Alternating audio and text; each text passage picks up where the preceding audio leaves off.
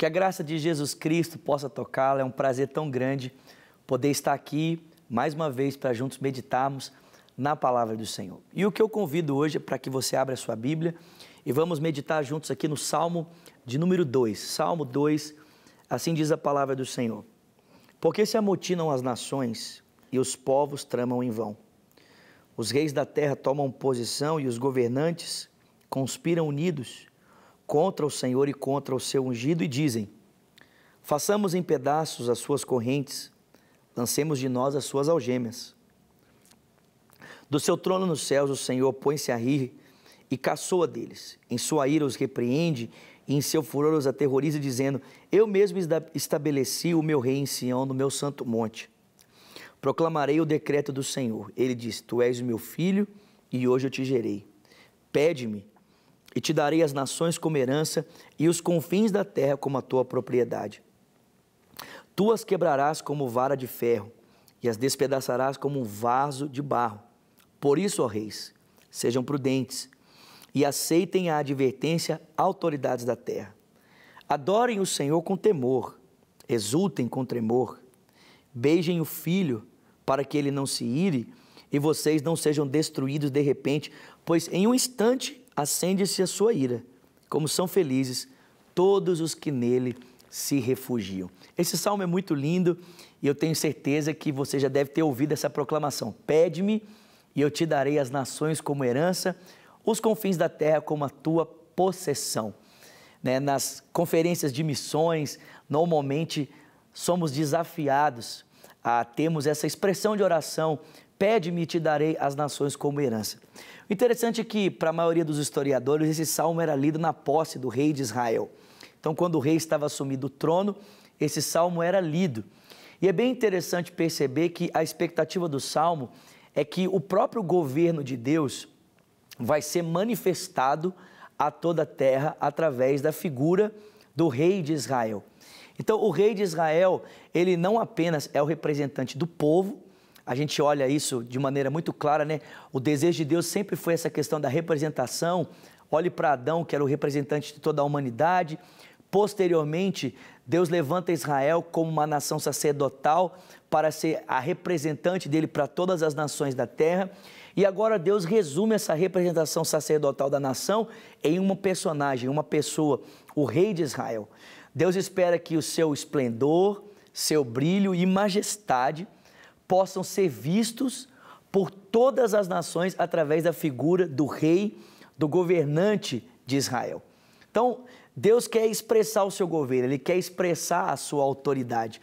E é por isso que, através do rei, então, Deus conclama que as outras nações da terra reverenciem a autoridade dele, expressa através do rei, seja expressa através do governante.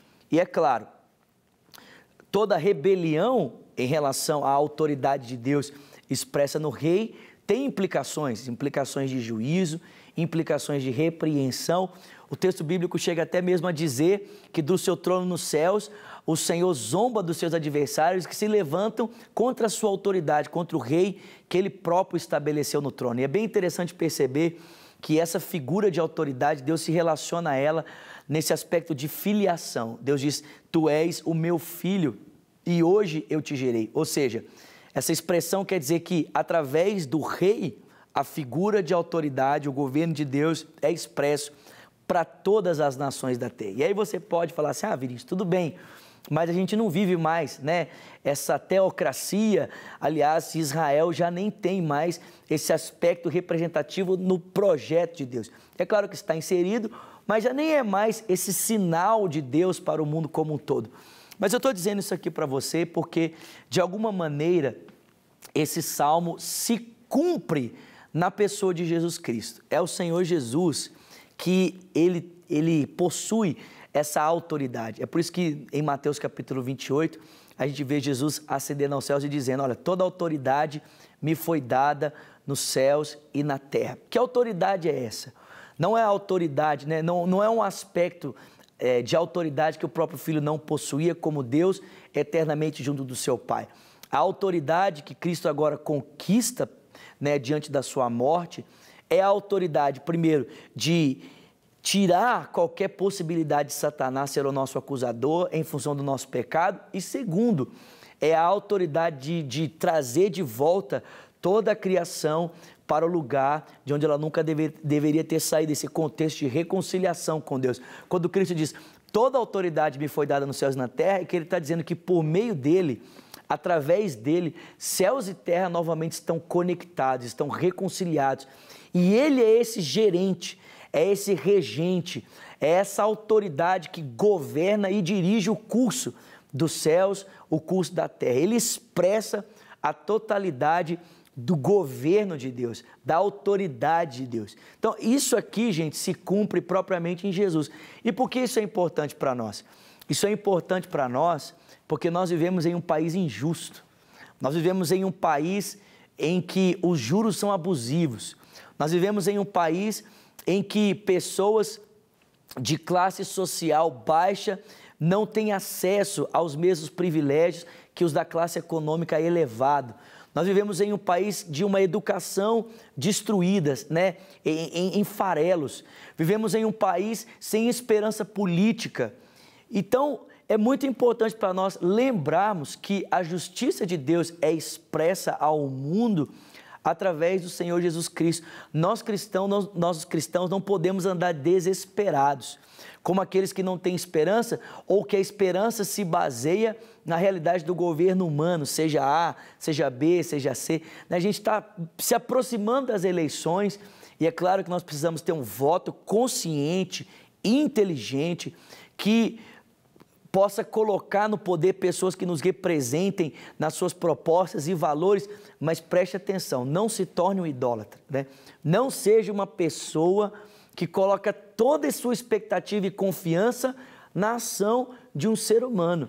O texto bíblico diz, o governo de Deus, a justiça de Deus é expressa para todo mundo a partir do seu governante, o seu filho, que está estabelecido no trono e que há de reger as nações com vara de ferro e despedaçá-las por causa da injustiça e da corrupção.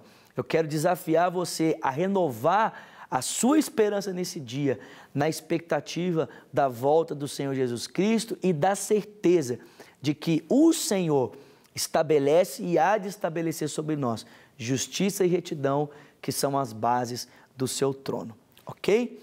Que Deus te abençoe poderosamente e nos encontramos, se Deus quiser, para mais uma reflexão no próximo Profetizando Vida. Deus te abençoe e até lá.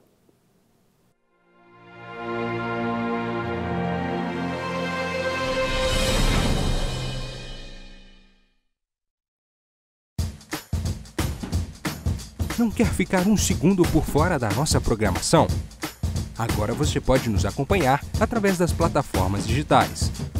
Queridos amigos e amigas, preciosos irmãos e irmãs, não perca tempo, acesse, curta e siga-nos. Fique por dentro de tudo o que acontece aqui.